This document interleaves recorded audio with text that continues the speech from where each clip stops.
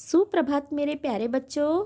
आज हम हिंदी भाषा मनी यहाँ बुक से पाठ 5 स्वच्छता से स्वास्थ्य इस पाठ का स्पष्टीकरण समझेंगे।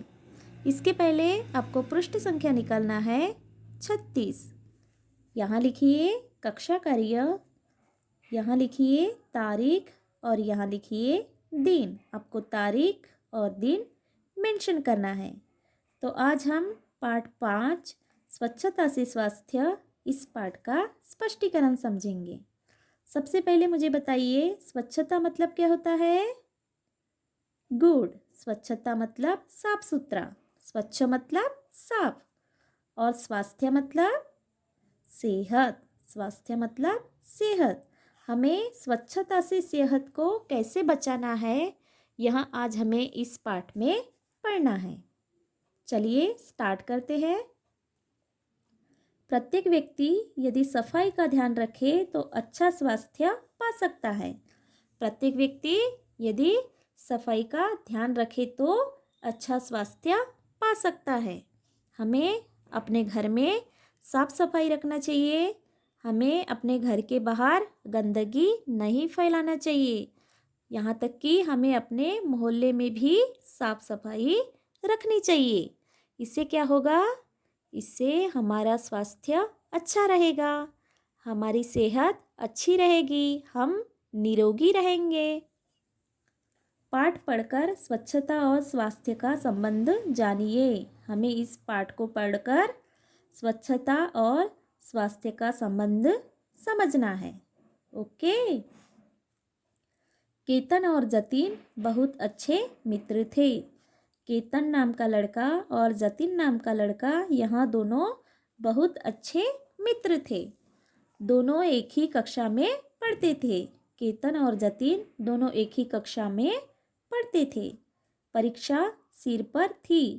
सिर पर थी मतलब नज़दीक आ रही थी। परीक्षा नज़दीक आ रही थी। उन्हीं दिनों केतन बीमार पड़ गया। जब परीक्षा नज़दीक आ रही थी उन्हीं दिनों क्या हुआ? केतन बीमार पड़ गया, उसकी तबीयत खराब हुई। वह पूरे सप्ताह विद्यालय नहीं जा सका। केतन बीमार होने की वजह से वह पूरे सप्ताह विद्यालय नहीं जा सका। सप्ताह मतलब सोमवार से लेकर रविवार तक के जो 7 दिन होते हैं उन्हें कहते हैं सप्ताह। अब जतिन को अपने मित्र की चिंता सताने लगी। क्यों सताने लगी? क्योंकि पूरे सप्ताह में केतन विद्यालय नहीं गया था और इसी वजह से जतिन को अपने मित्र की चिंता सताने लगी। उसने केतन के घर जाने का निश्चय किया। किसने किया? जतिन ने। जतिन ने केतन के घर जाने का निश्चय किया। एक दिन रविवार को सुबह जतिन अपने माता पिता से आज्ञा लेकर अपने मित्र से मिलने चल पड़ा। एक दिन रविवार के दिन सुबह जतिन ने क्या किया? अपने माता पिता से आज्ञा लेकर अपने मित्र से मिलने चल पड़ा। जतिन जब केतन के मोहल्ले में पहुंचा तो उसने जगह जगह कूड़े के ढेर देखे। चारों तरफ गंदगी फैली दिख रही थी। जब जतिन केतन के मोहल्ले में पहुंचा तो उसने क्या देखा? उसने जगह जगह कूड़े के ढेर देखे। चारों तरफ गंदगी फैली हुई थी। जतिन केतन के घर पहुंचा और दोनों मित्रों में बातचीत होने लगी। फिर क्या हुआ? जतिन केतन के घर पहुंचा और दोनों मित्र एक दूसरे से बात करने लगे। अभी आपको पृष्ठ संख्या निकालना है 37। जतिन ने कहा, तुम्हें क्या हुआ मित्र? तुम बीमार कैसे हो गए? तभी जतिन ने केतन से पूछा कि मित्र तुम्हें क्या हुआ? तुम बीमार कैसे हो गए? केतन ने कहा, एक दिन गली में पकोड़े बेचने वाला आया था। मैंने उससे पकौड़ियाँ खरीद कर खाई और अगले ही दिन बीमार हो गया। तभी केतन ने कहा कि एक दिन हमारे मोहल्ले में क्या हुआ? पकौड़ी बेचने वाला आया था और मैंने उससे पकौड़ियाँ खरीद कर खाई और अगले ही दिन दूसरे ही दिन क्या हुआ? मैं बीमार हो गया। ऐसे किसने किससे कहा? केतन ने जतिन से कहा। जतिन ने कहा, मित्र यदि बुरा न मानो तो एक बात कहूँ। तभी जतिन ने केतन से कहा कि मित्र यदि बुरा न मानो, अगर तुमको बुरा नहीं लगे तो मैं एक बात कहूँ। केतन ने कहा, अवश्य, क्यों नहीं। तभी केतन ने कहा, हाँ ठीक है, पूछो। जतिन ने कहा, मित्र तुम्हारे मोहल्ले में जगह जगह कूड़े के ढेर लगे हैं, उन पर मक्खियाँ भिनभिना रही है।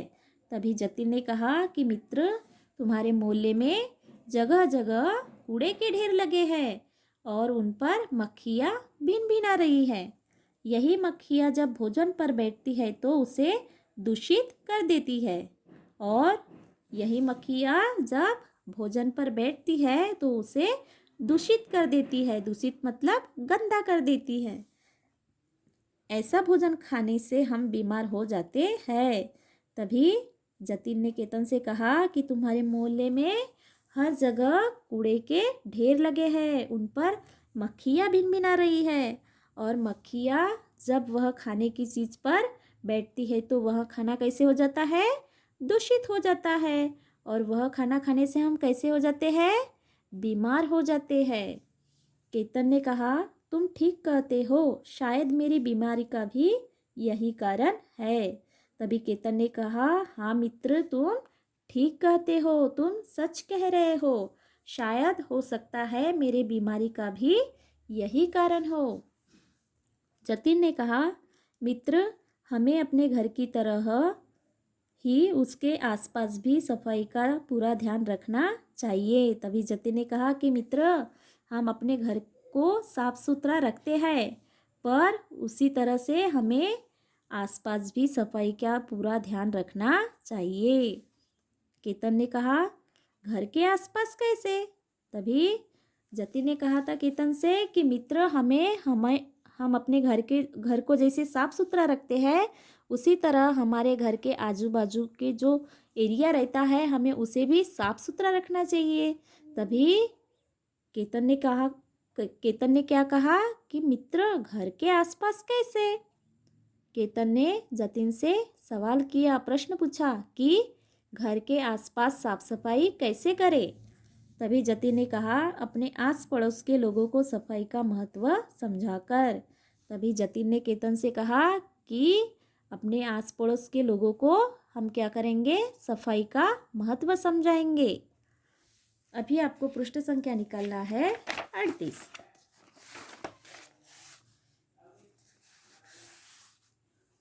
केतन ने कहा, क्या लोग समझेंगे? तभी केतन ने जतिन से कहा कि हम लोगों को साफ सफाई का महत्व समझाएंगे, पर क्या वो लोग समझेंगे क्या? तभी जतिन ने कहा, क्यों नहीं समझेंगे? तभी जतिन ने केतन से कहा कि हाँ वह समझेंगे। अगले रविवार मैं अपने सभी मित्रों को यहाँ ले आऊँगा। हम सब मिलकर घर घर जाकर लोगों को समझाएंगे कि कोई भी यहाँ वहाँ कूड़ा न फेंके। जतिन ने कहा कि हम लोगों को समझाएंगे, और मैं क्या करूँगा, अगले रविवार सभी मित्रों को यहाँ लेकर आऊँगा और हम सब मिलकर घर घर जाकर लोगों को समझाएंगे। क्या समझाएंगे? कि यहाँ वहाँ कूड़ा न फेंके, कूड़ा कूड़ेदान में डाले, कूड़ेदान को ढक कर रखे, सरकार द्वारा बनाए गए कूड़ा घरों का उपयोग करें। तभी जतिन ने कहा कि हम सब मिलकर घर घर जाएंगे और लोगों को समझाएंगे कि हमें यहाँ वहाँ कूड़ा नहीं फेंकना है, हमें कूड़ेदान का उपयोग करना है और कूड़ेदान को ढककर रखना है, सरकार द्वारा बनाए गए कूड़ा घरों का उपयोग करना है। अपने मोहल्ले, अपने शहर और देश को स्वच्छ रखे और स्वस्थ रहे। हमें लोगों को समझाना है कि अपने मोहल्ले, अपने शहर और देश को स्वच्छ रखे और स्वस्थ रहे। स्वच्छ मतलब साफ और स्वस्थ मतलब सेहत। केतन ने कहा, तुम ठीक कहते हो मित्र। तभी केतन ने क्या कहा कि हाँ मित्र तुम ठीक कह रहे हो, मैं भी तुम्हारा साथ दूंगा। हम सभी मिलकर लोगों को बताएंगे कि साफ सफाई और स्वच्छता अपना कर ही स्वस्थ रह सकते हैं। तभी केतन ने कहा कि हाँ मित्र, तुम ठीक कहते हो, मैं भी तुम्हारा साथ दूंगा।